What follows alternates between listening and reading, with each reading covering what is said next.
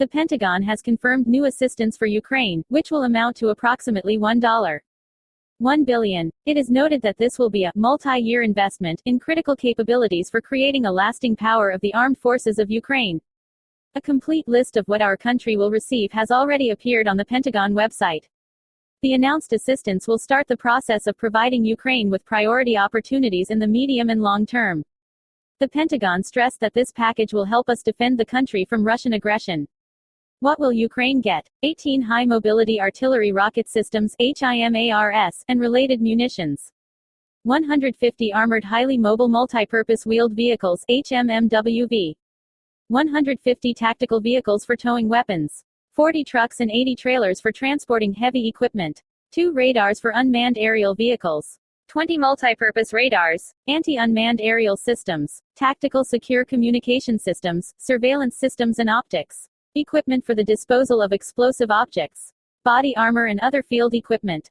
Funding for training, maintenance and support. In total, since January 2021, the United States has provided about $16.9 billion in security assistance to Ukraine. Since 2014, the United States has provided about $19 billion in security assistance to Ukraine, and more than $16 billion since the start of Russia's unprovoked and brutal invasion. $0.2 billion US. February 24, the Pentagon added. The U.S. Department of Defense continues to work with Ukraine to meet both its immediate and long-term needs for security assistance. Together with our allies and partners, our combined efforts will help Ukraine continue to succeed today by building the enduring strength of the Ukrainian. The accident at the Nord Stream 1 and Nord Stream 2 gas pipelines is an act of sabotage. This is stated in a NATO statement. The statement emphasizes that damage to pipelines in the international waters of the Baltic Sea is a matter of deep concern. All currently available information indicates that this is the result of deliberate, reckless and irresponsible acts of sabotage. These leaks pose risks to shipping and cause significant environmental damage. We support ongoing investigations to determine the origin of the damage, the alliance said in a statement. NATO also noted that any deliberate attack on the critical infrastructure of the Allies will be met with a unified and decisive response. We, as allies, have committed ourselves to deter and defend against forced use of energy and other hybrid tactics by state and non-state actors. Any deliberate attack on critical Allied infrastructure will be met with a united and decisive response, the alliance said. German Chancellor Olaf Scholz called on Russian President Vladimir Putin to refrain from using nuclear weapons in the war against Ukraine. Who knows? However, like U.S. President Joe Biden, I want to say clearly to Russia, leave this idea. He said, answering a question about the possibility of Russia using nuclear weapons.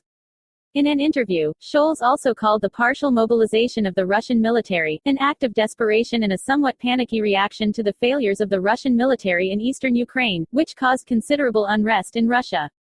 Putin adds mistakes to mistakes, the chancellor said. Vladimir Putin could immediately stop this war by withdrawing his troops and then entering into negotiations with Kyiv, Scholz said. As you know, on the morning of September 21, Russian President Vladimir Putin announced a partial mobilization in Russia and said that he was not bluffing with threats to use nuclear weapons, while arguing that nuclear threats began from Western countries, not the Kremlin. Western leaders condemned Putin's nuclear rhetoric as a dangerous escalation and saber-rattling. The United States will buy for Ukraine weapons made in South Korea. They will be delivered through the mediation of the Czech Republic. This was reported by the Czech edition IDNES, citing sources. Fighting in eastern Ukraine continues, and the attacked country needs new supplies of weapons for the counteroffensive. The Czech Republic plays a key role in one of the largest deliveries now being completed. This is where the plan for delivering weapons to Ukraine was agreed, the publication says.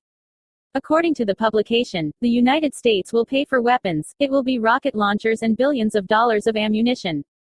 Editorial sources claim that we are talking about 75 billion Czech crowns, that is, about $3 billion. First of all, we are talking about ground-to-air defense systems, known as Chiron, which are very effective against low-flying targets, such as helicopters.